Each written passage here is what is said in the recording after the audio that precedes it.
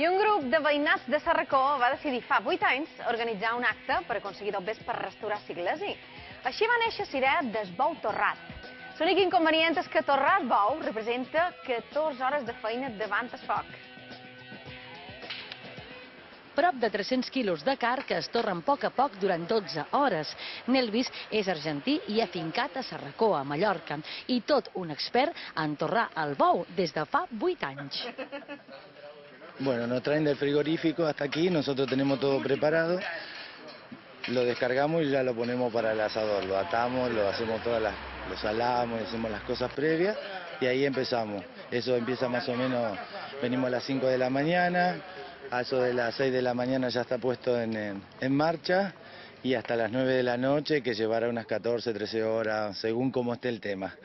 Si está, ya se le aminora el fuego y se le deja alrededor para que se conserve. Y a las 9 empezamos todo a cortar para empezar a comer. Todo se origina teniendo viento porque se cocina así estilo a la cruz, entonces se cocina con calor básicamente. Entonces lo que hacemos es cuidar que las calorías le hagan todo por alrededor de la vaquita y que nos salga bien, a cruzar los deditos. ¿Cuál es el resultado de esta carne? Exitosa, le encanta. Porque todo se cocina muy lentamente, calcula que lleva más de 14 horas en el fuego lentamente, solo le da el calor, no es fuego directo ni nada por el estilo, así que se va cocinando muy poco a poco. Bé, això és una festa que fèiem i va començar tot amb... Bé, en Biel té bous de raça mallorquina i havíem d'arreglar el retaule de l'església. I faltava, no hi havia dobbers per arreglar aquest retaule i que volien de fer una festa, que podrien fer torrar amb un bou. Va començar com una broma i el primer any va ser un desastre total. Però va quedar com a festa, va agradar. Malament el desastre va agradar. I bé, en tornarem a torrar un altre, però clar, fer això cada any realment és molta de feina, no... Sí, seria possible, però no per l'altre. I ho fan cada 2 anys. Per tant, ara mateix aquests bous són bous senats que tenen 40 mesos, o sigui, són animals vells entre cometes, però senats, i tenen un greix que el que li dona la palatabilitat a la canal, i bueno, jo penso que surt un gènere molt bo, que el Nisser que ho ha provat i els seus clients, sobretot, ho han provat i han dit que ens agrada aquest producte. Bueno, doncs mira, és intentar salvar una raça autòctona en perill d'extinció, també.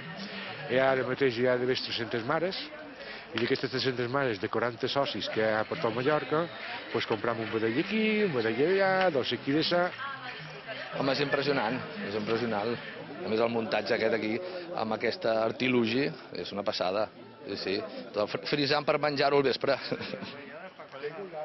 Bueno, le estamos dando fuego para que no pierda el calor, porque esto tiene que tener un calor y para aposta le hemos puesto la chapa para que haga un calor envolvente, y porque como es tan gruesa la carne, se tiene que hacer tipo horno, ¿no? Si tú le pones el fuego y lo dejas, el viento te quita el calor y no se termina de hacer dentro. Nosaltres ens deixarem dur per la gent de Sarracó, que són gent fantàstica, i per tant participarem de la festa fins allà on te calgui i darrere d'ells amb el que faci falta. Bueno, increïble, vull dir, són coses que no estem habituades a veure i aleshores ens encanta veure que hi ha coses diferents, no, en aquest món. Sí, no, molt.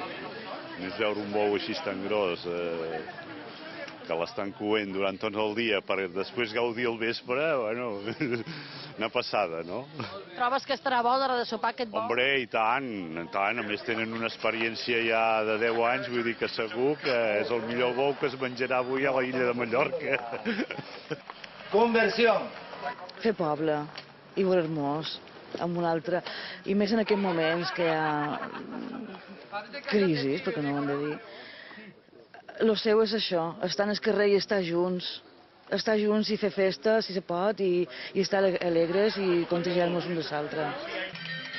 Un dels actes més tradicionals de les festes de Sarracó, que ja arriben al seu punt i final, celebrant la festa de la patrona, la Mare de Déu de la Trapa.